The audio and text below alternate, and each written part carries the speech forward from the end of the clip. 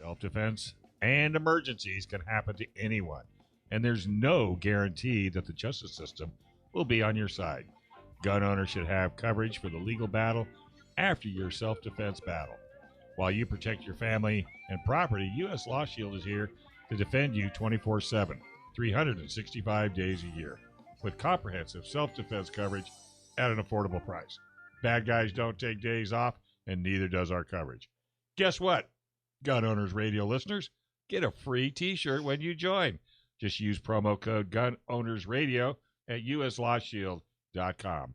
And if you're watching us on YouTube, please hit the like and subscribe button and tell a lot of your friends. Prize winner announcement. Last week, we reviewed Seahorse Cases. What an amazing case. And if you joined our email newsletter, you could win one. Now it's time to announce the winner. The winner is... drum roll. Melissa Lee.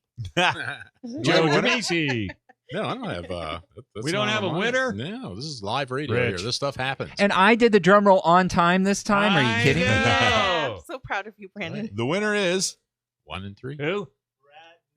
Brad Miller. Miller. Congratulations, Brad. We will be getting in touch with you in about a year. Brad Miller. All right. Joe Demisi, Mr. Concealed Carry blog writer. What's kicking? Right or a privilege? What's the answer? Yeah, so that's this week's subject. Concealed carry. Is that a right or a privilege? How do people follow your blogs? You go to San Diego County Gun Owners.com or SDCGO.org. Look on the news page, and then in there you'll see blog. And they are all there, like 144 of them now. Cool. So that's how you do it. 144. One of the ways. Yeah, this was number 144 this week. Also, they're on our Facebook page. So, anyway, what we're talking about, this came up when Michael and I went to the CCW Coordinators Conference up in Vacaville a couple of weeks ago. And, there was a couple of, we'd heard people batting around that idea, it's a privilege to have this or that. And, it's kind of an unfortunate way to look at it, but we were thinking about it on the way home. Said, yeah, I should write about that a little bit. Mm-hmm. So that's kind of no, it's not kind of, it's actually the subject for this week. So, is it a right or a privilege? And, if you look at, to me, it's obvious. I mean, to most of us, it's obvious. If you look at what the Second Amendment says, no, of course, it's not a privilege. It's a right. It's a right. And where that thinking comes from, I think, there's two places. We go way back. If you look at we're a May issue state here in California, and there's a handful of states that are that way, kind of the backward states. And what May issue is for concealed carry is the state may issue you one, depends. And may not. And they may not.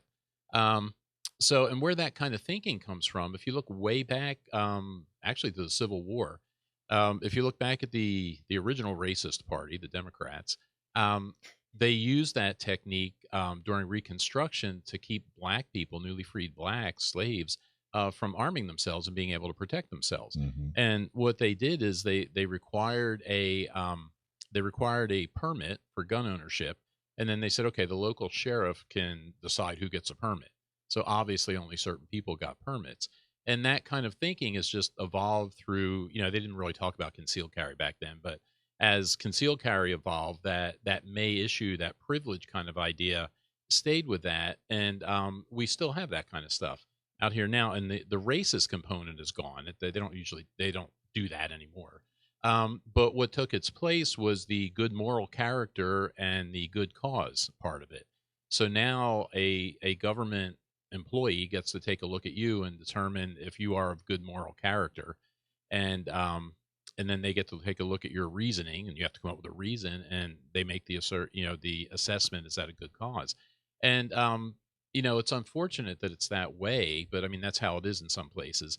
And, because really what the Second Amendment does, and the Second Amendment doesn't give us the right to carry or to own firearms or anything. It protects a right that the founders considered to be, some people would say a God-given right. Other people, a little more neutrally, might say a natural human right. Mm-hmm. Everybody has the right to be able to defend themselves and protect themselves and their family.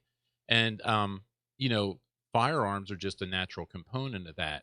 And part of this privilege argument, again, in modern times now, current times, comes from a couple of bad Ninth Circuit decisions. And it was the Peruta versus San Diego, and then Young versus Hawaii. Yep. Where the Ninth Circuit, which is Our favorite. Yeah, it's the most overturned court. And you always used to hear that.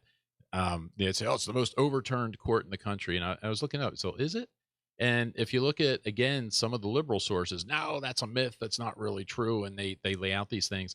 And then I found another more rigorous research and look at the numbers. And they say, no, it actually is. And I linked to that in the article. But they ruled that, we don't have a right. The Second Amendment does not give us the right to carry a gun. And, the Second Amendment says, well, we have the right to keep and bear arms. So bearing arms keeping a gun in my safe in the house really isn't helping me. Right. So, and out here in California, we can't open carry is illegal. So, okay, if I can't carry openly, then I should be able to carry concealed. And, in some places you can, some places you can't. We're fortunate here in San Diego where we've, thanks to Michael and San Diego County Gun Owners and some other people, that we can now do that. But again, it's infringing. I mean, we wrote about this before too. It's like, what does infringe mean really? Mm-hmm. And most of these gun control laws, the stuff that we were just talking about earlier, that Joe Biden's doing, all that infringes on the Second Amendment.